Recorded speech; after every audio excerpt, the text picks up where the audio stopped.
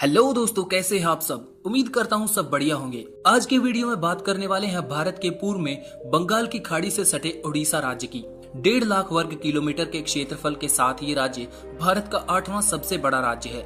इस राज्य की सीमाएं झारखंड, बंगाल, छत्तीसगढ़ और दक्षिण में आंध्र प्रदेश से लगती हैं। ये राज्य बंगाल की खाड़ी में 485 किलोमीटर लंबी कोस्ट लाइन भी रखता है, जो व्यापारिक दृष्टि से इस राज्य के लिए काफी लाभकारी है।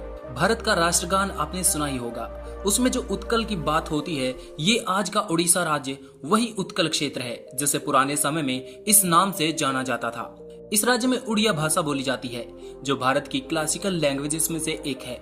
चलिए ज्यादा फैक्टिशियन न बनते हुए बात करते हैं इस राज्य के इतिहास के बारे में। इस राज्य की स्थापना भागीरथ वंश के राजा ओड ने अपने नाम के आधार पर की थी। समय के साथ साथ 3री सदी ईसा पूर्व से ओड राज्य महामेघवान वंश, माठर वंश, नल वंश, विग्रह सूर्य वंश जैसे वंशों के अधीन रहा। प्राचीन काल में ओडिशा राज्य का ज्यादातर भाग कलिंग नाम से जाना जाता था।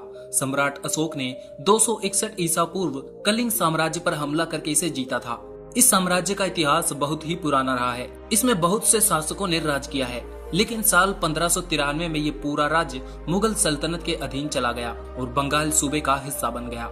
अकबर, जहांगीर, शाहजहां सभी ने इस राज्य पर राज किया, लेकिन समय का चक्का चलता गया और 1751 में इस राज्य पर मराठों का शासन हुआ। ऐसे ही अंतिम समय में यूरोपियन व्यापारियों और कंपनियों ने भी इस पर राज किया। सबसे पहले यहाँ पुर्तगालियों ने अपनी फैक्ट्रियां लगाई थी।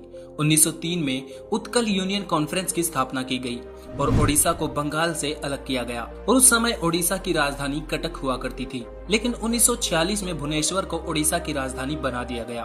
2011 की जनगणना के अनुसार इस राज्य में करीब 4.25 करोड़ की जनसंख्या खुशी खुशी रहती है और पुरुष महिला अनुपात की बात करें तो 1000 पुरुषों पर 978 महिलाएं पाई जाती हैं और क्षेत्रफल के हिसाब से जनसंख्या को बांटा जाए तो 1 वर्ग किलोमीटर में 270 व्यक्ति रहते हैं। ये इलाका ज्यादातर खेती से जुड़ा हुआ है, जिस वजह से 32% जनसंख्या आज भी बिलो पॉवर्टी लाइन है।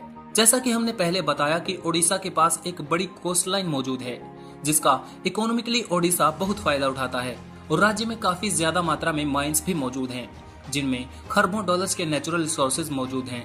ओडिशा ऐसे राज्यों में गिना जाता है जहां विदेशी कंपनियां अपनी फैक्ट्रीज लगा सकती हैं। पानी, बिजली और दूसरे फ्यूल्स की अवेलेबिलिटी के मामले में ओडिशा बहुत ही अच्छी ज्योग्राफिकल लोकेशन पर मौजूद है।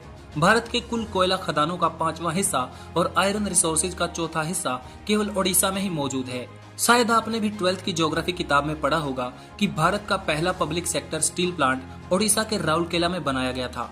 उस समय इसे बनाने में जर्मनी ने हमारी मदद की थी। रिलायंस कंपनी इसी राज्य में वर्ल्ड का सबसे बड़ा पावर प्लांट बना रही है, जिसमें $13 बिलियन की बड़ी रकम इन्वेस्ट की जाएगी। एक सर्वे में पता चला था कि 2009 में भारत की कुल डोमेस्टिक इन्वेस्टमेंट का 13% तो केवल ओडिशा में ही हुआ था, जो उस समय 2 ट्रिलियन रुपीस के आसपास था।